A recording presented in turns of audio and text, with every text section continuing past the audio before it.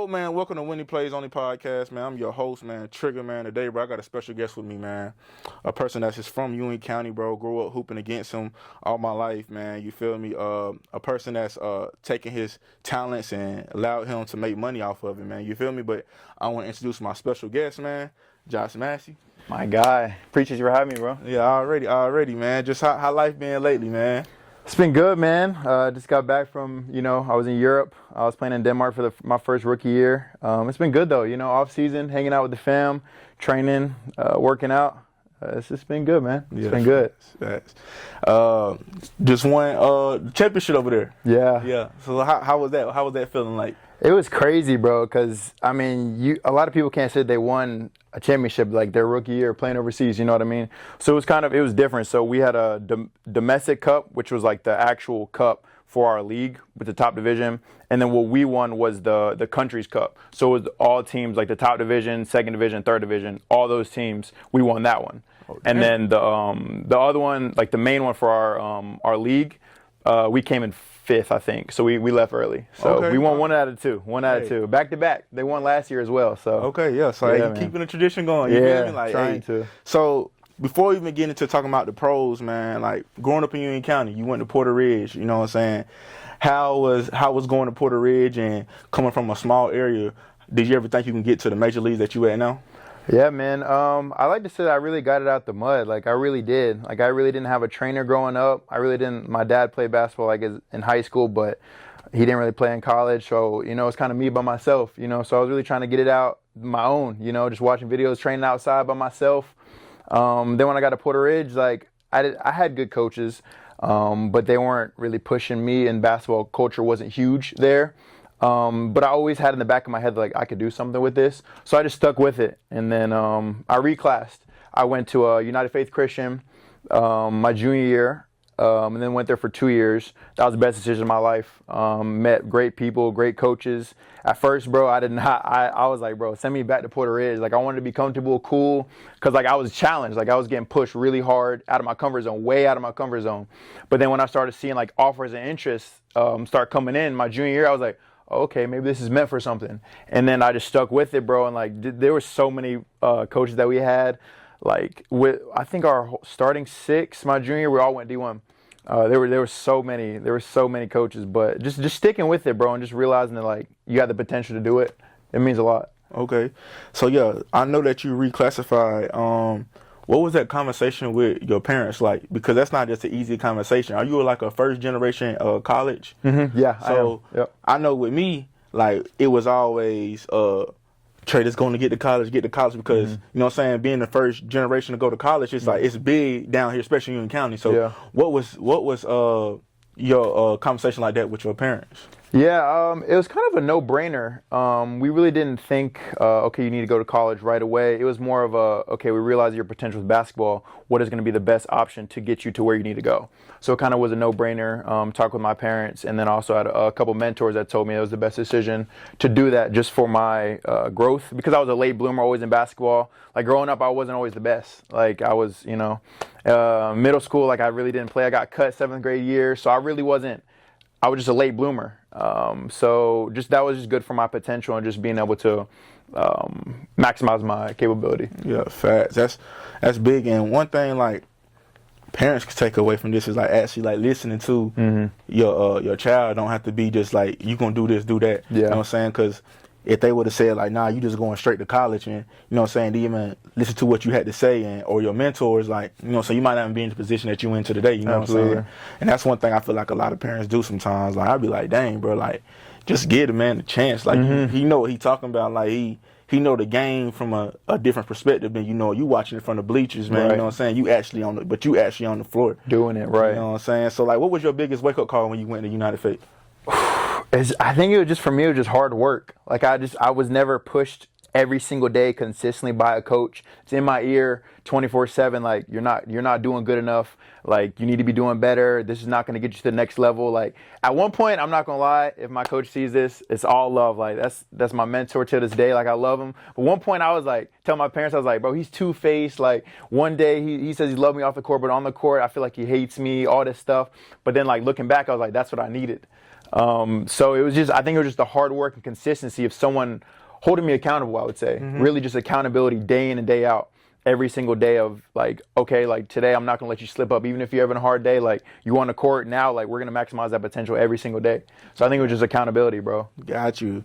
I think, bro, like, you know, we went to Forest Hills and like you said, winning a championship is not easy. Like I won at the high school level, you don't win a championship, no level really. It's hard winning a championship. Absolutely. But like I think that's one thing, like, even with my high school coach, I used to be like, man, he just in your ear constantly, like, get better at this. Like, you start questioning, like, damn, if I'm doing anything right, you know what I'm saying? But, like, then when I went to college, bro, I was like, I'm calling him, but, like, why my coaches ain't like you was back home? You know what I'm saying?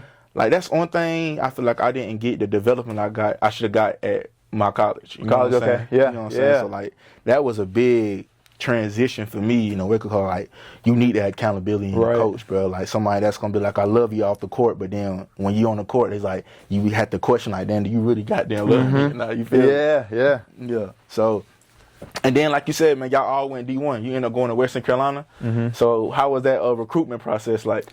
Yeah, man, it was honestly crazy. Me and a couple of my friends were actually talking about it last week. So my recruiting process was really weird. So I didn't know my potential, my ceiling, because I would get offers from like low majors, mid majors, and high majors. So my first actual offer was from Illinois. And then I had like Hampton, NCA&T came in. This is all during, what was it, 17s. And then 17s I was playing with CP3. The first tournament, it was a live period in Atlanta. They all came in at the same time. And then they just kept rolling in, like Winthrop. Then there's a whole bunch of other interests from like Clemson, who else? VTech, Texas A&M, like all these teams. But then there was also like Charleston Southern, Georgia, Georgia Southern. Like, so I didn't know my potential, my capability. But then, so it was crazy, bro. Like I was honestly getting calls like back to back every single day, especially during like that junior year. And then the junior year summer. So it was honestly a lot, just trying to have, because at the end of the day, it's a business, bro. You have to put on like your sales pitch, you know, to the coaches, and they're doing the exact same thing. So like, it's like, I'll get on the phone with one coach and then I'll hear the same exact thing from a different coach. So it's like, are y'all really having it for my best interest, or are y'all just selling me to get me on your team kind of thing, you know? So it was definitely stressful, but at the end of the day, I think I made the best decision for me at the time. Okay. I would say so, but the recruitment process was definitely crazy. Yeah, man, because I was saying crazy. That could be a stressful time. Yeah. You feel me? Because it's like, dang, I'm trying to pick the right school, but it's like, it's good stress too, because it's like, I'm in a stressful position that I get to pick what school I go to, but it's like, dang, bro, I gotta pick the right school to go to. You know what I'm saying? So it's like, bro, I could pick the wrong school, bro, and go to, and then like have to do all the transfer portal and have to, you know what I'm saying, not be, you know how it goes. Yeah, man. But then, like you said, it is a business, bro, and I learned that when I got to college. I didn't know nothing about college until I got to college, and how this like, bro, this business is unloyal, bro. Like they damn near recruit you. Next year, recruiting somebody for your position just to take your position. You know what I'm saying? So it's like, it's crazy. Story it's of my life, business, man. So I know you end up going to Western Carolina. You know what I'm saying? And you stayed there for like 2 years? Yep, it was 2 years exactly. 2 years. So I know you didn't have the best time there. You know what I'm saying? So what was them struggles like? Yeah, man. So obviously my freshman year was kind of the freshman struggles. I was trying to just find my way on the court any way I could. They ended up putting me at like the 4 position, which is automatically out of my position because I got recruited to be a guard. But they were like, this is the only way you're gonna play is get minutes is if you're at the 4 position, because we had so many guards. So like, okay, fine. Like, you know, it was good. Like I was playing. I think I was like 6th man or 7th man ish for the first like 5 or 6 games. And then one of our teammates, Corey Hightower, shout out to my guy Corey, he got eligible. He was a redshirt junior, so my minutes just went downhill after that, which is fair. You know, he has all these resume from playing, and I'm a freshman, so my minutes went downhill after that. But just sticking with it, I was like, okay, like I'm a freshman, you know, it's fine. My time's gonna come, right? And then my coaches actually ended up leaving. They all went to Winthrop. And then we got a brand new coaching staff. So, like, I was like, oh, snap. Like, I was kind of tripping. I was like, Mom, what do I do? Like, do I stay? Do I go? And I was, like, calling everybody and stuff like that. They're like, I think your best decision is to stay. And then so the coaches, they were basically talking to me. They were like, yeah, we want you to, like, be a good player on our team. Like, we want you to fit. Like you fit the system, fit it well, because a lot of the previous coaches on that staff, they recruited me from other schools. Like one of them was from Hampton, another one was from Cincinnati, and then the head coach, Coach Gray, was at Winthrop when they recruited me. So I was like, okay, yeah, they all know my game right now, you know. So then I got on the floor sophomore year, like we started workouts and all that stuff. And then I got hurt. I had a really bad like knee injury. It was a really bad tendonitis, and it got really bad. So I was out for about a month before the actual season started. And then you know how it is, like the depth chart. You know, like if you're not playing up until right before the season, it's hard to get back in that lineup, especially during the season. Yeah. So I was thinking, like I was talking to my mom and my family. I was like, okay, do I take a redshirt year so I don't risk losing a year, or do I try to play? So I got on a Zoom call with my coach and stuff like that, and they were like, no, like we want you to play, we want you to come back, and you're gonna be like a big factor of our team and everything.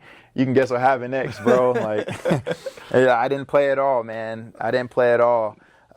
It was just crazy. I'm not gonna lie though, that sophomore year was one of the toughest years of my life, bro. It definitely was. It challenged me in ways that like I really wanted to quit basketball. Like I was telling some of my friends, I was like, yo, like y'all got any job openings, man? Like this might be it for me, bro.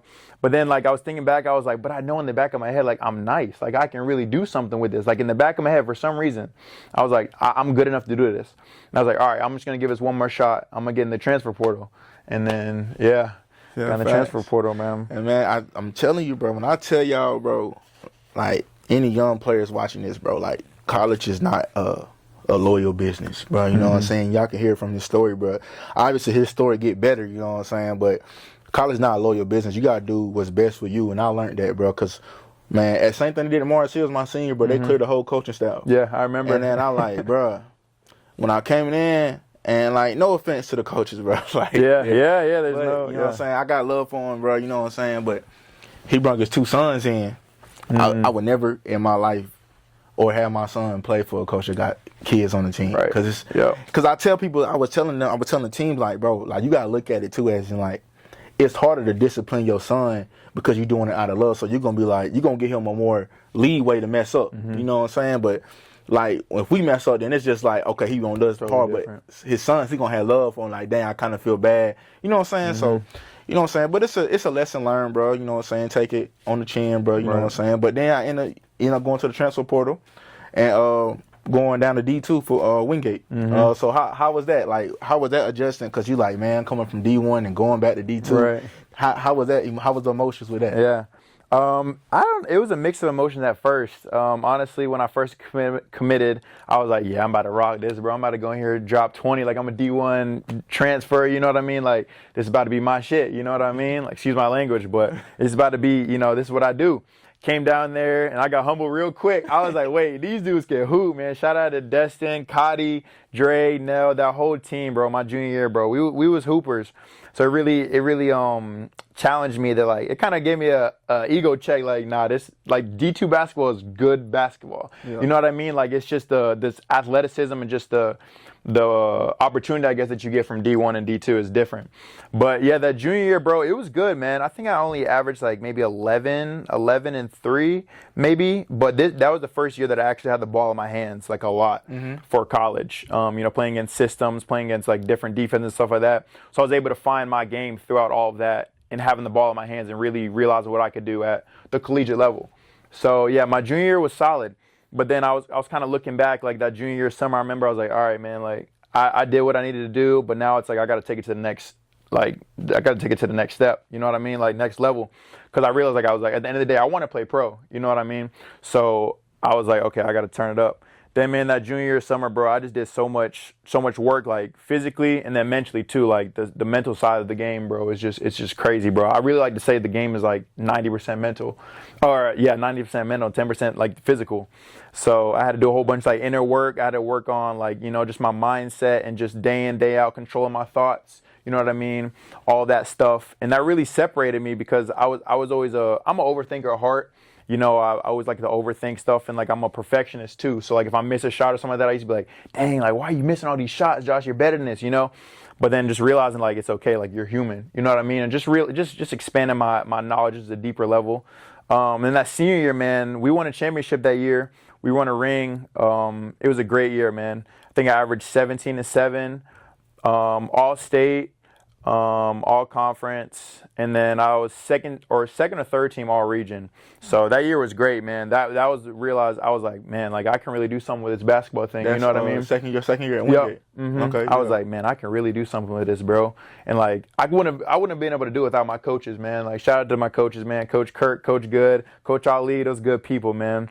And that team, bro. Also like the team dynamic. Like, you know how it is, just being in locker rooms, like with people, like culture is so big, bro. Like we really installed a culture in Wingate that is like just hard work and just a family environment. Like, you know how it is, like sometimes you play with people that are like, you shoot a shot or you missing, like, hey, bro, like swing the rock, like what you doing? Feel the energy. Yeah, the energy. I can say that though. I always said it about Wingate. Like even if you look at Coach Good, and that start with the head coach, bro. Like we always say that because we know we used to always go to that first game we had be that tournament. Yep. You know what I'm saying? When we playing, I forgot what the other conference, but like Belmont, Abbey, and stuff like that. But like y'all could take a contested shot, and bro, Coach Good still chill. Be good. You know what I'm saying? Like so, like you could tell that you taking a tough shot that may be a tough shot, but when your coach got that confidence in you, it's like you got more confidence in yourself. Yeah, you know bro, what I'm saying? absolutely. So like, bro, that's one thing I tilt my head off to Coach Good, bro. Like the confidence he had in his players, bro. Like it's hard to come by that. Absolutely, bro. It is, man, and it plays such a factor, and also not along with the coaches, but with the teammates as well. You know, like we just had a family environment. Like we loved each other on the court and off the court. You know, we was going to the caf every day, like just chilling, like right after class. Like we were just all just hanging out, bro. So it just made it easier to play with one another. And like if I'm not having a good game or something like that, but one of my teammates is, it's easier for me to cheer for that person and genuinely have love for them just because I have love for them off the court. You know what I mean? So if I'm not having a good game, 9 times out of 10, I'm going to be pissed. You know what I mean? Yeah. I'm like, dang, bro, I'm not hooping. But that year, bro, I was like, man, you know, we're winning and you guys are doing good because I have love for y'all. You know what I mean? So it's like it's just a family environment, man, that just made it just so much easier to hoop. Facts, it's crazy. I remember playing against y'all boys, goddamn, boy. I knew we wasn't winning. Like, I ain't going in front of it, bro. Like, you just got to keep it real with yourself, bro. Because y'all, like you said, when I say y'all had hoopers, bro, like, y'all really had hoopers on your team, bro. And I feel like, bro, Morris Hills, we had the players. We didn't have the y'all right definitely coaches. did, we didn't have bro. the right coaches, bro. Like, you know what I'm saying? I agree. But I definitely like, bro, especially when we come out of Wingate, because I'm from Wingate. You know what I'm saying? So I had all my people there, so I'm like, bro, look, I just got to make sure I go get mine then at this point. You know what I'm saying? Because I know how it is, the culture that we had, bro. But the crazy part is the way we lost through basketball, bro, outside of basketball, bro, we with each other every day. Yeah. It's just that felt like Coach Good probably built that discipline, too, within the team, too. I don't think we had that yet. You know what I'm saying? For sure. Definitely, I want to talk about you say you made that big jump from your first year there at Wingate to your second year. I know you got in touch with Jordan Trenchworth. You know what I'm saying? So how did he impact your game? Yeah, shout out to my guy Jay Blake, man. I don't even remember when it was. I think it was the first day. I remember I was coming back from a pool party or something like that, like just in the afternoon. And then I think it was either TB or Dev. They hit me and be like, "Yo, let's come get in the gym. Like we about to work out with a trainer." I was like, I'm not gonna lie, like I'm a person that's really like closed off with stuff like that, like inviting people into my circle. So I was like, maybe. And then I was passing by the gym. I was like, why not? Like I'm gonna go work out. You know what I mean? And then I got in contact with him, and I was like, oh wait, this is actually really good work. You know what I mean? And then we stayed in contact and stayed in touch, and just our vibes, bro. Like we just matched like day in and day out, bro. And then the rest was really history from there, bro. Like we was really working like every single day. Like genuinely during the season, like preseason too of my senior year, we was really in the gym every morning. And then game days, before games, like we was really in there, like genuinely, I tell you, like it was every day. Like it was just consistent. That's the thing about Jay Blake too, is he's consistent. You know what I mean? And it's like it's a tough love too. Like he gonna push you, but then it's like all love at the end of the day, bro. So like shout out to my guy Jay Blake though, man. Yeah, facts. He that's who got me right when I was in high school. Him and my boy Mike Laney, shout out to them, bro. And Jay Blake, he be into it too. Yeah. Like you can tell he real passionate about it. Like his energy. You could tell like he ain't doing it for the coins or for the views, but like he genuinely loves seeing people like win in life. You know what I'm saying? And just so y'all know I ain't capping, bro. If y'all go back and watch the previous episode, bro, this is the guy he would talk about like that really helped when he first got to Wingate. He helped jump his game up. You know what I'm saying? So like it's here, bro. You know what I'm saying? So y'all go tap in with Trenchworth again, like I told y'all before. But definitely, bro, like he a good person, bro. I remember one time we was working out, and like I couldn't hit a shot for nothing. He's like, we're just gonna keep doing it. You know what I'm saying? Like, bro, you know what I'm saying? He always talking about tightening those screws, bro. So it's like, bro, yeah, he definitely passionate about it, bro. You don't come across a lot of trainers that don't know nobody. like you say, y'all ain't really know each other from a can of paint, and then like he that passionate, want to see you get better, and then be able to be at Wingate and he at Wingate and working every day. It's just like a blessing for real. Absolutely. And then after your y'all won a championship. So how was that feeling like? Man, it was crazy because I'm not gonna lie, bro. That was probably the first year that I really won something meaningful, like in my college career, just up to that point. So it really felt, it didn't really hit until after the season, before when I transferred back. Like whenever I transferred for a 5th year, it didn't hit me until I realized like what we had was really great, and we really did something like historical. We also broke a record for in the SAC. I think we were 10-0 to start the SAC, and I think no one's ever done that. Like we broke a record for the conference. So man, it was crazy though, bro. It was actually insane. Yeah, that's crazy, bro. Yeah, man. We started out 10-0, bro. It was hot. People don't understand how hard the SAC is, bro. It's crazy hoops now, especially nowadays, bro. They got NIL and stuff like that. Like it's like from top to bottom, like it's like even nowadays. Like, bro, it's crazy. SAC is a hard conference, like, bro. Y'all, for any young hoopers out there, they be like, man, I don't want to go strictly D1, bro. Go check out some D2 schools. You go play pickup with them, see if you can hang with them, bro. Yeah, you know what I'm saying. So like, it's definitely something that it was a great experience and great competition, man. And then, like you said, you transferred to Stetson your final year, so you went back to D1. So you know what I'm saying, everything comes to a full circle. Yeah, you feel me? So how was that, knowing that you like, man, I made it back to where I started at like a D1 level? Yeah, man. Honestly, it was good, but it wasn't a like, oh my goodness, I made it kind of thing. Just because I knew in the back of my head, like, this is what I do, and I was like, job's not finished. You know what I mean? Like I still haven't made it pro yet. So like my mindset was just, I need to pick the right school that's gonna put me in a position to be able to play professionally. You know what I mean? And then it was the same process, you know, with the transfer portal and stuff like that, just getting calls every single day, trying to map out, weed out the ones that are just in it for, you know, just for me, just as a number, instead of who is in it for, you know, actually who I am as a person, you know what I mean? So Stetson, it was good. I would say I made a lot of really good connections. I got really close with the coaching staff. Shout out to Coach Donnie, Coach Monte, Coach Joey, all of those. Coach Sam too, my weightlifting coach. That's one of the guys that I probably will never forget in my life, man. He was just, like we were talking about, like Jay Blake, such like a relational person, just like so much passion in it. Coach Sam, he was like one of the most passionate dudes I've ever met in my life. Like weight room. Yeah, man. Yeah, like he got coaches be different. Whoa, too, bro. And like, you know, if one of those days, like if, you know, like everybody has like a tough day, but if one of those days he's like having a tough day, you're gonna feel it. Like you're gonna feel it, bro. But at the end of the day, like it's all love. You know what I mean? And like when I was going through it, like everybody goes through ups and downs in their season, you know what I mean? When I was going through it, like he would genuinely call me and be like, yo, like come over to the house, like just talk to me, you know what I mean? He lived like 5 minutes away from the campus, and like just the fact that he would invite me over to his crib, like where he lives at, and just taking the time out of his day, like he'd be like, yo, come over, like let's lift in the morning, like 6:30 in the morning, just talk, go on a little walk, you know what I mean? We would lift, you know, just talk about whatever's going on, then we just go on like a big walk, bro. You know what I mean? Just the connection that we really built, man, throughout that year, just through the struggles, you know what I mean? It just really built something that I won't ever take for granted. Yeah, you know what I mean? So man, it was good though. The basketball was okay. The coaches, I feel like they were in a tough position because we were losing a lot. They won a championship the year before I came, but then they cleared house. Everybody left to go to bigger schools and stuff like that to chase NIL. You know how it is. So we got a whole new like team, so a whole new roster, like no chemistry, none of that. So it wasn't a good team dynamic. We all liked each other. We was cool, but just on the court you could tell it didn't show. So the basketball, it was okay. Like I still did solid. But I was out of position, bro. I was playing the 4, and then I was playing the 5 at the end of conference, bro. So I was really doing like post hooks, like 7-footers, bro. But now it's like in my bag now that I got it, you know what I mean? So it's everything happens for a reason kind of thing. But the teammates that I made there, like the friendships that I made on the team, to a couple of them, like I still talk to them to this day. So you know, it was good from that aspect, and the basketball was okay. Facts. Yeah. When you talk about coaches, weightlifting coach, like saying he got a tough day, you go feel it. Yeah. I know about those You know days. what I mean? You know what I'm saying? Yes, bro. Man, they're going to have you in there doing core, and then probably like, because I remember one time, bro, weightlifting coach in my freshman year, maybe they had doing push-ups, and like the team had to do the push-ups, you know, together. Like, so if one person failed, everybody start over. Do it again. And then like one time, bro, we was doing like some type of core, I think planks, and he was like, I think he asked me, he's like, Trey, pick a song. And I ain't know we was doing like, he said, yeah, we're going to hold it the whole song. I done picked the long song.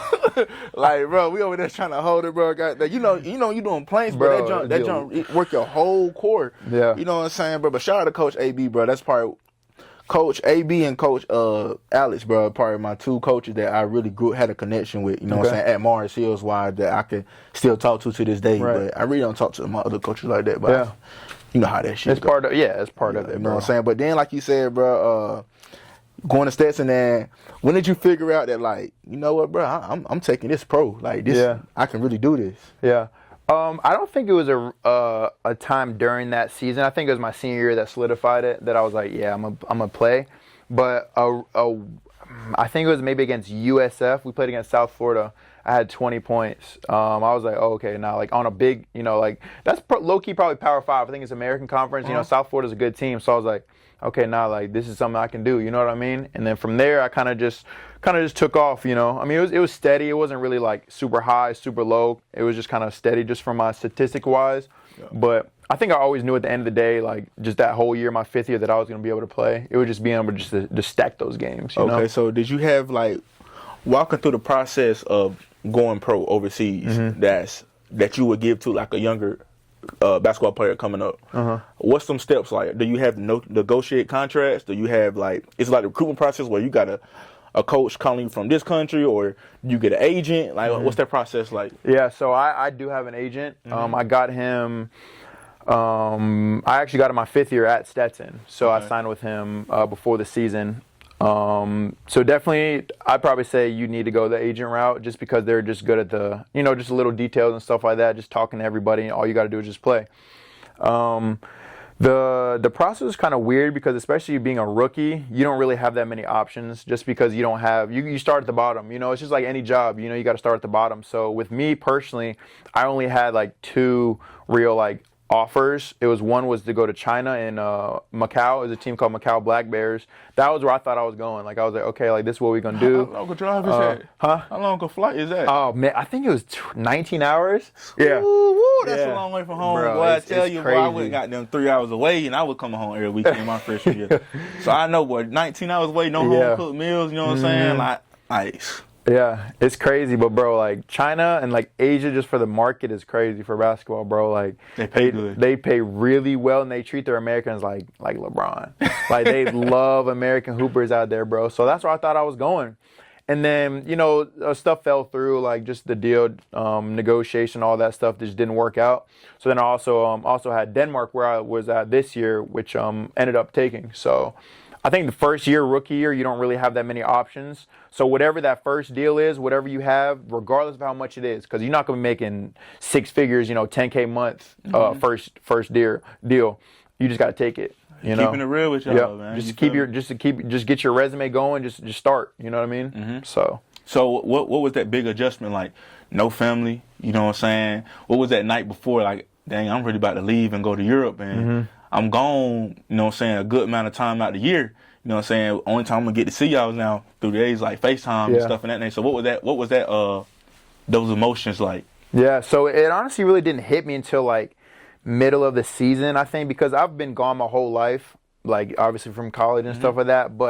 Or I would say like in college, it didn't really hit me until I got to the middle of the season, just because I knew that I was gonna be leaving during the whole summer. I was like, okay, like, I was prepared for it, you know, my family was as well.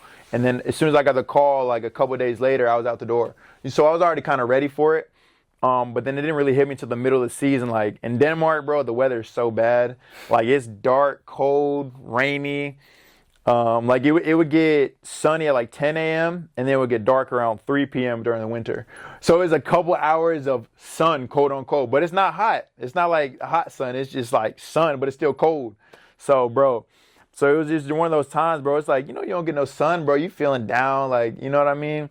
So it didn't really hit me until then. I was like, dang, I really have, like, it's just me here. And, like, I have my teammates and stuff like that, but, like, the camaraderie isn't the same as college. You know, it's like, it's a job, basically. You go in, do your work, and then come out. You know what I mean? But I was close with another American. Shout out my guy, Zay.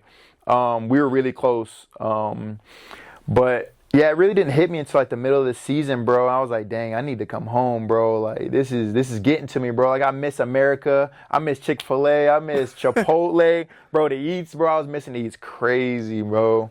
Missing it crazy in the weather. So it was really the middle of the season that it really just hit me. So what was you eating on? What was you snacking on? Man, I was cooking, bro. I learned to chef it up, bro. I ain't never really learned to cook because in college, you know, you got the meal plan, you got the Chick-fil-A, all that stuff. Yeah. So I didn't really learn to cook, but I was making steaks, I was making pastas, salmon. I was on my Chef Gordon stuff, you know what I mean? I was cooking, bro. You figured it out, boy. I swear, boy, because, hey, boy. Even even at college sometimes, bro, our coaches used to feed us some bull. For real. Man, one time, bro, we on the bus, man, he handed us sandwiches. Like, bro, we got money, bro. You better go take us to get something to eat, right, bro. some You feel good me? Food, you know what I'm saying? Like, bro, nobody ain't trying to have no ham, man. You sandwiches, bro. But the craziest thing, bro, I ever ate, bro, from Orange Hills, bro. This, you know how like Christmas break come, but you still got to be on campus because you got basketball games and stuff, bro. This man said this my senior. This man said we having chicken and rice, bro. While we walk in there, bro, he had chicken patties. Yo, bro, we had chicken patties over rice, bro. It wasn't even chicken breast? No, bro, it was chicken patties, bro. I was like, bro, like, we was in there dying, laughing. We was like, bro, I know you're not feeding us this, bro. That like, is hilarious. Bro, I'm telling you, bro, it'd be some crazy jokes. So, did y'all have stipend at all? Like during that, did they ever give y'all money just to go out to eat? Like during that Christmas break? Yeah. So, but he was cheap. Oh, really? You know what I'm saying? So, you know what I'm saying? So it's like, bro, we ain't. You know, like, bro, I remember one time, bro, he took us to, cause we had Ingles, and ain't nowhere to really eat in Mars Hills, you know what I'm saying? So he like, let's go to Ingles, we all got a plate, bro. He was like, oh, we spent a couple dollars extra. I'm like, bro, you tripping, couple bro. dollars, like, bro, I'm telling you, bro, like, bro, if I got it, bro, that's chicken, when I seen the chicken patty bro, over rice. I've never heard that, bro. Yes, bro, like that jump was the most craziest jump, bro. I was like, bro, this can't be real, bro. I'm over there dying. Like, I'm like, bro, I'm missing family because of this. Right. You know what I'm saying? But it's crazy, bro. You're going to have the most fun experiences of college and most, like, shocking. Like, bro, what the freak, bro? But like you said, though, had to chef it up, but we in that damn dorm room with an air fryer. Yeah, you know how it is, there, bro. Hey, figure it out. Figure it out. Work. You feel me, man? But getting back to the hoops overseas, man. Yeah. What was that like? The adjustments of your working out, because, like you said, you never really grew up with a trainer. So that's so you probably already have in my mindset. Well, I've been doing this long enough. I know where I need to work on the game and stuff like that. But then you got with Jordan. Was you able to translate some of those workouts overseas, or did you have a skill developer overseas? Right. So yeah, my head coach from the team was actually the one who was working me out. Shout out my guy, Coach Jeff, man. Shout out to you, man. So he was actually working me out. Basically, I'd probably say 3 or 4 times a week in the mornings before like our actual practices. So we'd be in there just getting skill work in, skill development before the actual practices. But it was consistent. The same thing with Jay Blake. Like we was in there every single day or whatever it was, like the same consistent schedule. But the workouts were totally different. Like there was more like tactical. And for me personally, my thing was playing guard. Like I played like the 1 and 2 overseas. So it was a lot of like looking different reads, stuff like that, like pace, control, ball handling, and get my shot consistent. Because if you don't know, like, well, you know, there's different balls. So overseas you play with FIBA balls. So I had to get used to that. So at first my shot, I've always been a good shooter, you know what I mean? But I wasn't trusting it as much just because I didn't have a good feel of the ball. So it was just getting that repetition down to that ball. You'd be surprised though, like, bro, how like a ball like that, like you said, that just getting that feel for the ball, like it make a difference. Like, cause like in high school we played with wave balls, and then when I went to college we played with like the Wilson balls, but it didn't have the waves in it. So like getting your grip and stuff. Then we changed to the orange Evo balls. It's like, bro, it is a whole different. I understand what I know that feel you talking about. Yeah, bro, it's crazy because it really does make a difference. Because some of them balls are like lighter, some of them are heavier, some of them have like more or less grip. You know what I mean? So it'd be slick, like, you know what I'm saying. Especially if it get wet, like them Evo balls. When they brand new and they get wet, over with. It's over with. Yeah. So y'all working on a consistent schedule. You talking about making like the different reads you playing the point guard and things. So that was your first time really playing like the one point guard, you know what I'm saying? So like, how was that having to lead a team? Not just, all right, I'm gonna go out here and get buckets, but I also got to get my team involved. Yeah. So what my position was it wasn't directly like the point guard, but it was like at times, like when our actual one, yeah, like when our one had needed like a break or a sub was in foul trouble, then I'd go to the one. Then I'd set up the plays, or like say if our point guard, shout out my guy Zan and AD, say if they were hot or something like that or needed a break, they would go off ball, then I would go on ball. You know, so I would be playing point guard, but it wasn't like my desired position. You know what I mean?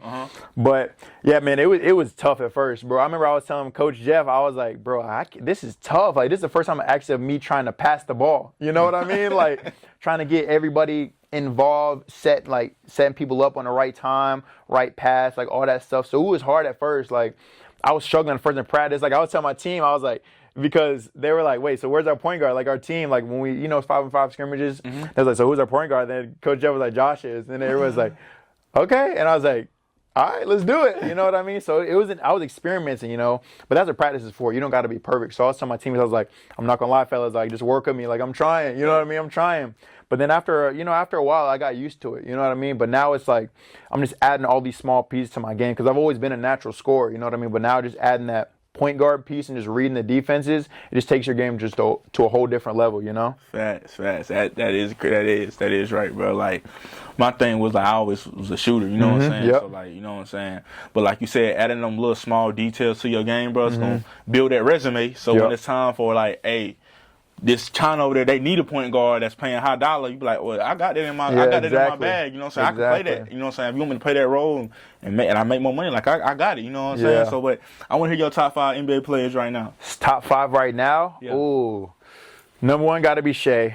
I love Shea, bro. I'm a John Calipari fan. Okay. So like anybody that went to Kentucky Memphis, like that? or Arkansas. Okay. So yeah, Shea. Yeah. He up there. Okay, I would say Shea 1. I say Brunson at 2. Just because he's a lefty and just the way that he uses his body, bro, nowadays. I love his game. 3, I'd probably say Luka. 4, I'd probably say J-Dub. I like J-Dub. And then 5, I'd probably go with LaMelo Ball. Okay, that's your top 5? Just because, yeah, for sure, bro. I just like how he's taller, just a taller guard, and he's a point guard. You know what I mean? I'd probably go down. First type guy. Exactly. Exciting to watch. You know what I'm saying? If I had to go top 5, like, in my opinion, like what I'm going with, I like Shea, I like AE, I like Anthony Edwards. Like he's probably one of my favorite all around players. Yeah. Dang, who else? Wemby got to get Wemby. I think Wemby do too much right now. You know what I'm saying? Like I think that's where his what he need to develop that. Like I say, he need to get like a dirt type game, but still expand it though. But you know what I'm saying? But he's 7'5". He don't need to be. He was on the perimeter most of the finals, bro. You know what I'm saying? Yeah, bro. Like, bro, you 7'5", bro. You get that dirt 1 foot fade away to bro. Nobody's not gonna block that. And then when you start knocking down threes and you get in your bag, then this is, you know what I'm saying, you just take over. But definitely Wemby is in there. I like Jalen, and I think I still got to put LeBron in there. Okay. Just because, like, bro, he's 40 years old, and he's still like a big impact. You know for sure. Saying? Yeah, you know bro. That's a good 5. Yeah. That's a good 5. So then I seen that you got your own training business. Yeah. You know what I'm saying? So how that's going? Yeah, man. So it's funny, man. I just started it officially, I would say, but right now it's kind of just in the experiment phase. Obviously, because I'm still working out, so I'm not fully 10 toes invested in it, but I'm still like trying stuff and still experimenting. So it's honestly, but it's been crazy. Like it's been taking off a good bit, you know what I mean? So this is my first time actually doing it, but I've always been naturally just like loving to give back to the youth, I would say, just because of my younger brother. Shout out to Jackson. I've been training him my whole life, you know what I mean? Just been in the gym with him and some of his friends, you know what I mean? Being around some of his AAU teammates. So I've always liked just being coachable for kids. But yeah, man, so it's been good, bro. It's been good. And we started making content, you know what I mean? Because that's like we were talking about earlier, like that's really where it is nowadays, like content, you know what I mean? So just putting drills out there, just getting back to the youth online as well as, in person. So it's been good though. It's still in the experiment trial phase, but it's smooth though. Yeah, it's smooth. I came from a football family, so when you talk about like you was on YouTube looking for basketball workouts, I was that guy too. Yeah, you feel me? Like, cause I ain't had nobody to teach me how to dribble a basketball or teach me how to shoot a basketball. I'm on YouTube trying to doing it. Figure out at how home, to shoot. drills You know at what home. I'm saying? And you know what I'm saying? So it's like, when you now that you got Instagram and you got all this TikToks, bro, there's no reason why like you could really not have a skills trainer and get all professional skill work like nowadays because they put all types of workouts, like, you know what I'm saying? But definitely, what kind of impact you have on your brother? Because now you know the recruitment process, you know All right, now look, you don't have to just be a straight scorer in high school. If you know how to be a 3-and-D guy, you know what I'm saying, you can make good money off that. So what's your talk with him? What's the conversations like with him? Yeah, so I think it's obviously I think it's just different for each player that I talk to. For my brother specifically, for him, he has all the potential in the world, right? He's 6'4", 9th grade going to 10th grade, can do everything. 3-level scorer, you know what I mean? Tall, bouncy, can do everything. For him, it's just being a killer, just being a dog, you know what I mean? Just going out there and just showing what you can do every single time, not giving up shots, you know, not being a ball hog, but just taking advantage of your skill set, you know what I mean? And I struggle with that too, like not knowing my potential and just being a volume scorer, just kind of picking my spots instead of just going over and taking over a game. So for him, I'm telling him it's just like every single game, go in there and just kill, you know, be you, but don't shy away from the moment, you know what I mean? So just go out there and just do you, and don't take anything for granted, I would say. And don't take it like who you're playing against lightly. And I'm telling him now in these workouts he's playing for school, he's trying to play varsity, you know, because he's on JV last year. So I'm telling him, like, in these workouts, that these dudes, they can be your friends off the court, but on the court, you got to kill them. You know what I mean? Like the depth chart we were talking about earlier, like if you want to get in that depth chart, you got to kill your friends in practice. You know what I mean? Like they're not your friends during practice. So that's basically what I've been preaching to him. Just go out and kill every day. Yeah, facts, man. Because that, like you said, bro, it's hard getting that depth chart, especially when you get late in the season and that coach get on that 6, 7, maybe 8-man rotation, somebody get in foul trouble. And if you're not in that rotation, bro, like, you gonna be sitting the bench, and I definitely, like, you know what I'm saying, understand like the kill part, and so I think that's be the hardest thing when you a scorer, like he said, a 3-level scorer, like knowing how to take over a game, but knowing how to not be selfish. Yeah, do it the right way for sure. You know what I'm saying? Because like some people like, oh, he said go kill, that means I'm taking every shot. Every you know shot, what I'm saying? But also it's like, okay, now if I know I'm checking somebody else and I get a dump down, I'm gonna hit that every time. You know what I'm saying? So stuff like that. But as we come to the closing of this podcast, man, I enjoy having you, bro. I want you to leave the viewers with a win to play. A win to play ain't nothing but positive advice that they can take and apply to their life. Say this: at the end of the day, control what you can control, right? Anything that's outside of your control, don't give it any type of energy. And just at the end of the day, just be you. You know, God created all of us individually, differently, and just take advantage of all those opportunities. And that's all I got. Yeah, man. Look, man, y'all take that, bring y'all apply it to your life, man. Be you, bro, and control what you can control, man. One thing you can control is yourself, for real, man. You can't control outcomes, you can't control results, man. You can put in all the work you want to put in, and sometimes it just don't happen the way it happens. And like you said, bro, God made us individually to perfection, bro. You know what I'm saying? So trust in God, bro. Like you said, man, control what you control. But I want to give a special thanks to my guest, man, Josh Massey, bro. Look, man, I want to say, bro, continue on your path, man. Proud of you, bro. Rooting for you, man. Just continue making a name for yourself. But appreciate winning plays, we out.